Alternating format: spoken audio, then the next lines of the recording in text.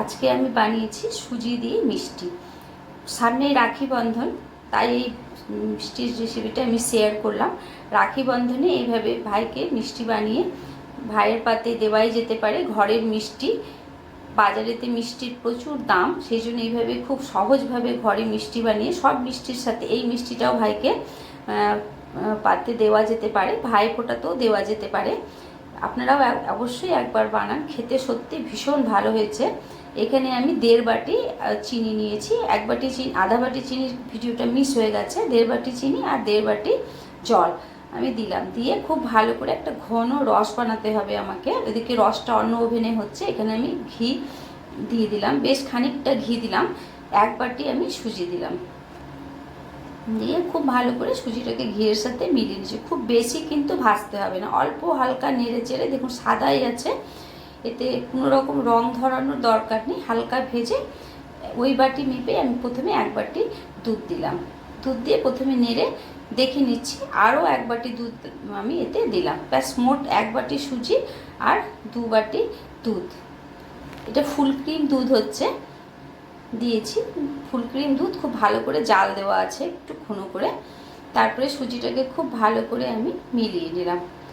খুব ভালো করে খুন্তির সাহায্যে একটু চেপে চেপে মিলিয়ে নিতে হবে, ডো বানিয়ে নিতে হবে। এটা খুব ভালো করে একটু খুন্তি দিয়ে মিলিয়ে নিতে হবে, যাতে কোনো রকম দানা না থাকে এতে। তারপরে আমি থালাতে ঢেলে নিলাম, ঢেলে ঠান্ডা করে নিচ্ছি। ঠান্ডা করে তারপরে এটাকে মাখবো। খুব ঠান্ডা না, একটু উষুম উষুম, যাতে হাতে লাগে, ছ্যাঁকা না লাগে, আবারও ধরা যায় হাত দিয়ে, সেইভাবে আমি ঠান্ডা করে নিয়েছি। করে খুব ভালো করে মেখে নিব। এখানে আমার চিনির রসটা প্রায় হয়েই এসছে, অনেকটা ঘন হয়ে গেছে, একটু চটচটে রস হবে, সেই জন্য নেড়ে নেড়েই চিনির রসটা বানাতে হবে। এমনি বসিয়ে দিলে কিন্তু অত স্বাদ হয় না, একটু নাড়তে হয় মাঝে মাঝে। এতে আমি কেশর দিচ্ছি, 2 চিমটি কেশর দিলাম। কেশরের জন্য রঙটাও খুব সুন্দর আসবে আর একটা ফ্লেভারও আসবে। এতে আমি এলাচ দিলাম না, কেশর দিলাম, সেই জন্য এলাচ দিলাম না। আপনাদের কাছে যদি কেশর না থাকে তাহলে আপনারা ছোটো এলাচ ভেঙে এতে দিতে পারেন। এবারে আমি সুজিটাকে খুব ভালো করে মেখে নিচ্ছি। খুব ভালো করে কিন্তু মাখতে হবে, তাহলে নরম হবে, নইলে নরম হবে না। ভালো করে মেখে নিচ্ছি। আপনাদের যদি আমার ভিডিওটি পছন্দ হয় তাহলে অবশ্যই আমার চ্যানেলটিকে সাবস্ক্রাইব করুন, বেল আইকনটি প্রেস করে দেবেন, তাহলে যা ভিডিও আপলোড করব নোটিফিকেশান আপনাদের কাছে চলে যাবে সবার আগে। আমার সাথে থাকুন, লাইক করুন, কমেন্ট করুন, শেয়ার করুন, ভালো লাগলে বন্ধুদের কাছে।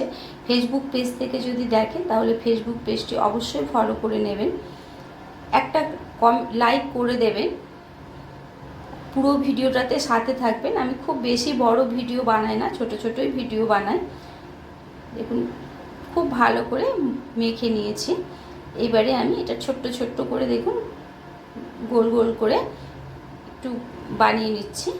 যেভাবে আপনারা শেপ দিতে চান দিতে পারেন, আমি এইভাবে শেপ দিয়েছি। এটার নিজের ইচ্ছে মতন যেমনি আপনারা বানাতে চান সেভাবে বানাবেন। আমি এভাবে গোল করে করে একটু চ্যাপটা করে করে প্যাড়ার মতন বানিয়ে নিয়েছি। আমার এইভাবে বানাতে ইচ্ছে করে তাই আমি এইভাবেই বানালাম।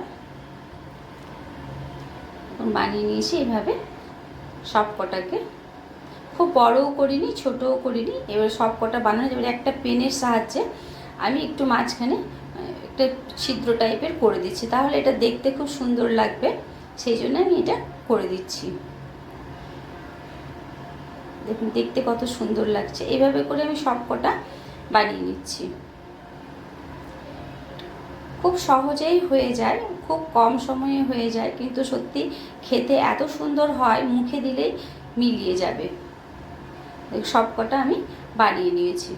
বানিয়ে এদিকে আমি দেখে নিচ্ছি রসটা চটচটে হয়েছে কিনা। একটুখানি, হ্যাঁ চটচটে হয়ে গেছে রস। এবারে আমি রসটা নামিয়ে নেব। এদিকে রিফাইন তেল গরম করে নিয়েছি। গরম করে পুরো অল্প অল্প করেই ভাজবো, 4-5টা করে। প্রথমে আমি 4টেই দিলাম। 4টে দিয়ে দেখুন উল্টে পাল্টে ভেজে নিচ্ছি। তেলটাকে কিন্তু খুব ভালো করে গরম করে নিতে হবে, নাহলে এই সুজির প্যাড়াগুলো দিলে প্যাড়াটা ভেঙে যাবে। খুব ভালো করে গরম করে তারপরেই দিতে হবে। তারপরে আঁচটা সিম করে রেখে ভাজতে হবে। উল্টে পাল্টে লাল লাল করে ভেজে নিতে হবে, যেভাবে আমি দেখাচ্ছি। প্রায় ভাজা কমপ্লিট হয়ে গেছে। এবার একটা একটা করে তুলে আমি রসে ডুবিয়ে দেব, রসের মধ্যে ফেলে দেবো সবগুলো তুলে। সবগুলো তুলে আস্তে আস্তে রসে ডোবানোটা দেখাচ্ছি।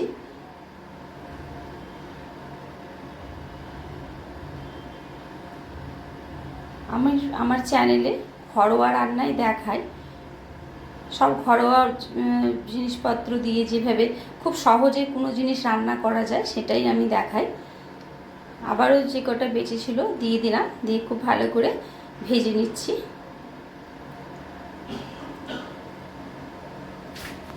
ভেজে তুলে নিলাম সব,